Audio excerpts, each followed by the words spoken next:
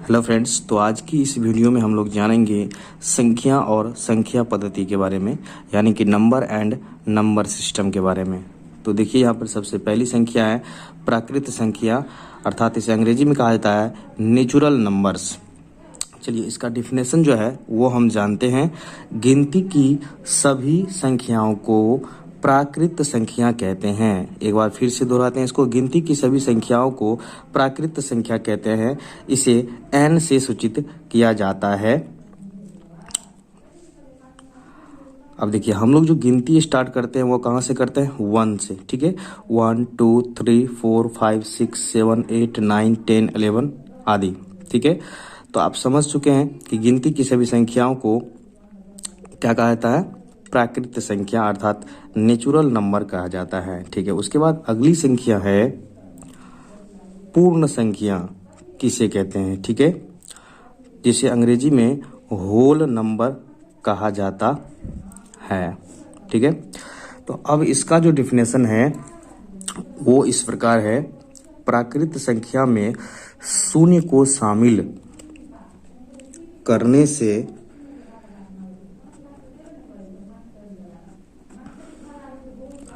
प्राकृत संख्या में, है ना, शून्य को शामिल करने से प्राप्त संख्या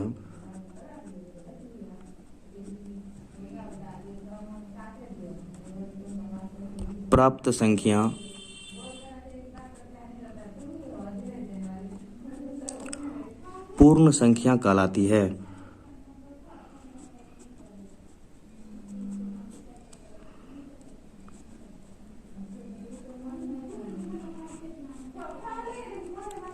तो इसका डिफिनेशन इस प्रकार है, यानी कि देखिए इसको समझिए बढ़िया से। जैसे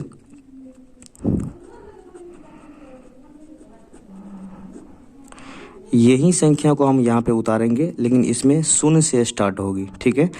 ये इसमें कहा गया डिफिनेशन में कि प्राकृत संख्या में शून्य को शामिल करने से प्राप्त संख्या पूर्ण संख्या कहलाती है।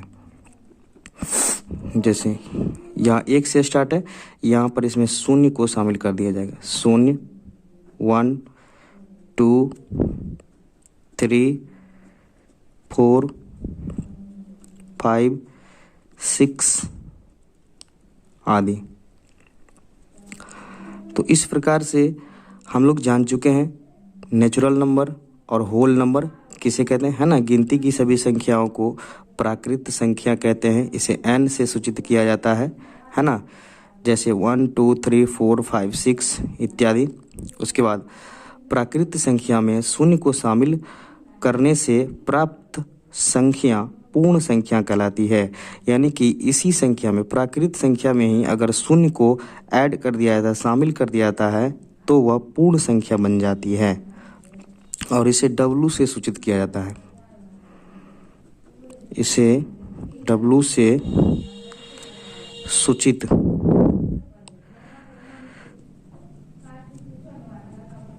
किया जाता है, ठीक है। तो चलिए अगली संख्या के बारे में जानेंगे।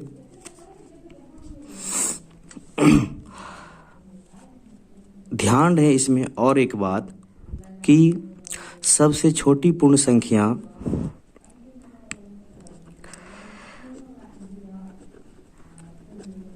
सबसे छोटी पूर्ण संख्या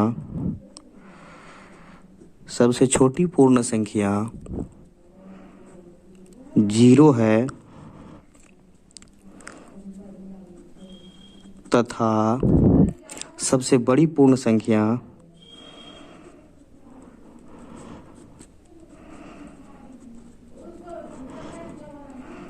सबसे बड़ी पूर्ण संख्या ज्ञात करना असंभव है।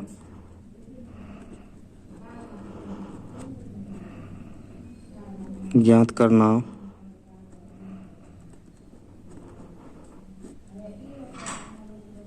असंभव है, ठीक है। चलिए उसके बाद हम लोग अगली संख्या के बारे में जानेंगे।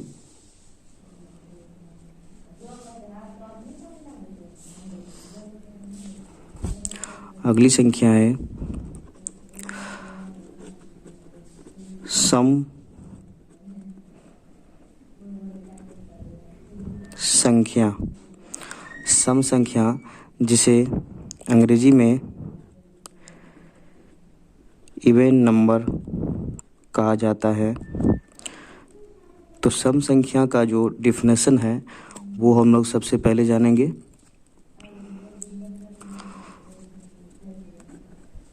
वैसी प्राकृत संख्या, वैसी प्राकृत संख्या जो 2 से पूर्णतः विभाजित हो, जो 2 से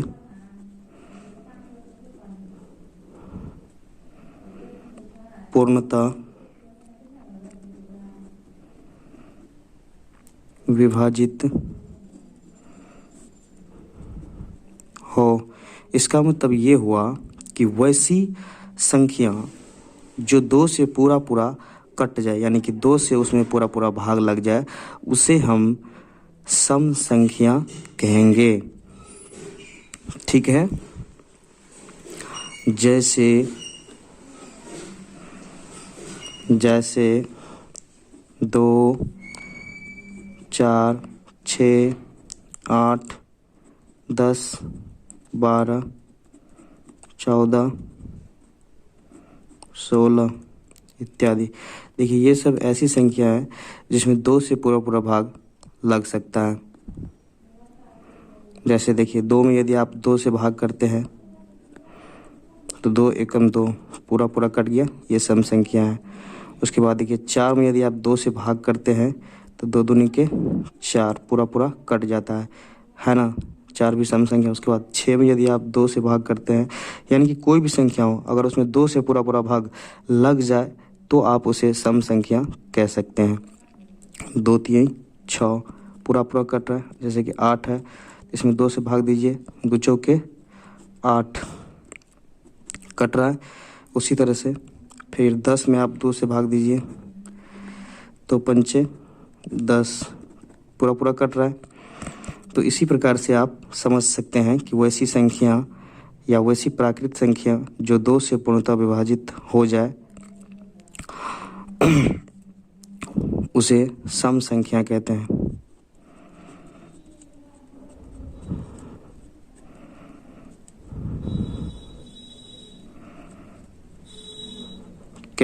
चलिए उसके बाद अगली संख्या के बारे में ध्यान रहे। और एक बात कि सम संख्या के इकाई अंक के स्थान पर, इस बात को नोट कर लीजिए स्टार पॉइंट में, सम संख्या के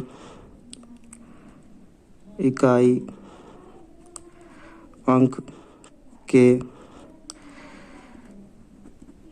स्थान पर, सम संख्या के इकाई अंक के स्थान पर 0 यानी कि 0, 2, 4, 6, 8 आते हैं। ठीक है, चलिए आप पेज भर चुका है, अगली पेज में चलते हैं हम लोग।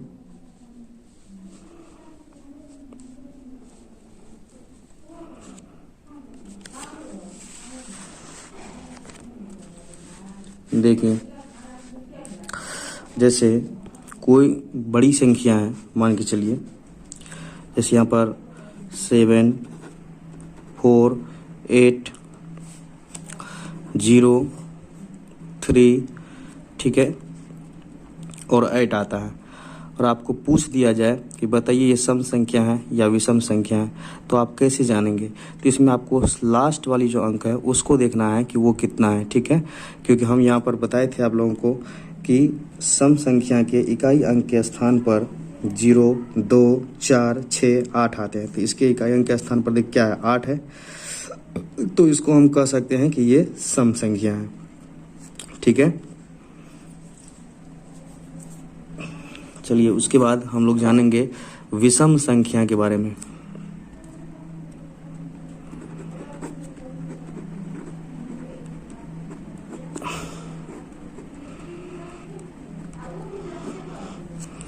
विषम संख्या, ठीक है,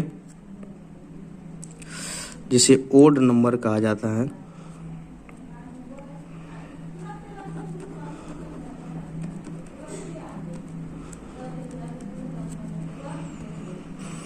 ठीक है, तो विषम संख्या सेम उसका विपरीत यानी कि उल्टा परिभाषा होगा, है ना।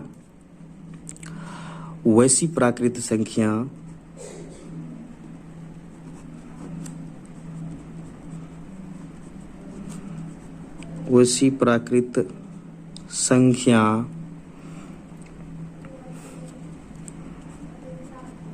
जो 2 से पूर्णतः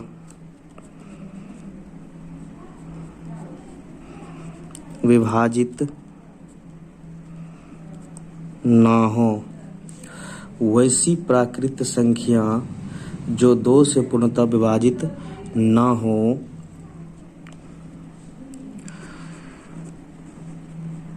विषम संख्या कहलाती है। ठीक है, आप इसको इस प्रकार से भी जान सकते हैं, वैसी संख्या जिसमें 2 से पूरा भाग न लगे उसे विषम संख्या कहते हैं। ये भी परिभाषा बहुत अच्छा है, बहुत ही परफेक्ट है। वैसी प्राकृत संख्या जो 2 से पूर्णतः विभाजित न हो विषम संख्या कहलाती है। जैसे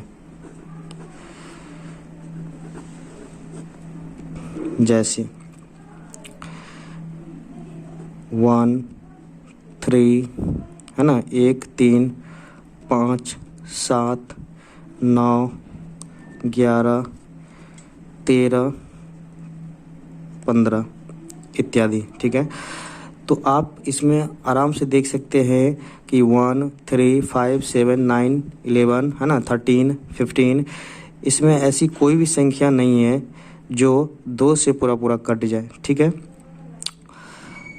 तो ये सब इसके उदाहरण है ना। इसमें कोई भी संख्या ले लीजिए, 2 से पूरा नहीं कटेगा। ठीक है, जैसे कि 3 में 2 से भाग दीजिए, 2 एकम 2, देखिए 1 शेष बच रहा है। ठीक है, यदि आप इसको पूरा काटना चाहेंगे तो यहाँ दशमलव देना पड़ेगा, फिर 5 यहाँ 0 हो जाएगा, 2 पंचे 10, इस प्रकार से। यानी पूरा नहीं कट रहा है, पूरा कट रहा है तब जब दशमलव दे रहे हैं तब। ठीक है, ध्यान रहे। और एक बात देखिए, आपको सीधा ये याद रखना है कि वह संख्या जिसमें 2 से पूरा भाग लग जाए सम संख्या कहलाएगी, और वैसी संख्या जिसमें 2 से पूरा भाग न लगे वो विषम संख्या कहलाएगी। ठीक है, और एक बात इसको नोट कर लीजिए,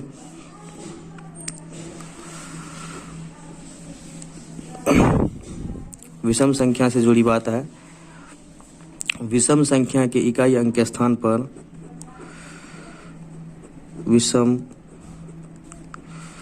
संख्या के इकाई अंक के स्थान पर विषम संख्या के इकाई अंक के स्थान पर 1 3 5 7 9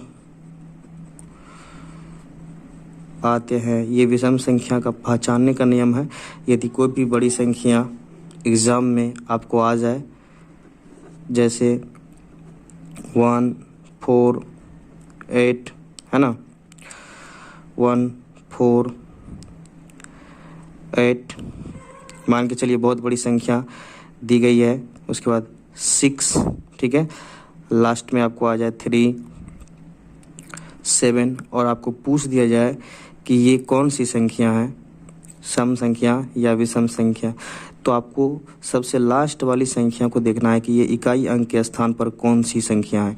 इकाई अंक के स्थान पर कौन सी संख्या है, 7 है, ठीक है। जो कि पहचानने का नियम है कि विषम संख्या के इकाई अंक के स्थान पर 1, 3, 5, 7, 9 आते हैं। तो यहाँ पर 7 है इकाई अंक के स्थान पर, इसको हम आराम से कह देंगे कि यह विषम संख्या है, ठीक है। आज की इस वीडियो में यहीं तक। उसके बाद मिलते हैं अगली नेक्स्ट वीडियो में। तब तक के लिए जय हिंद।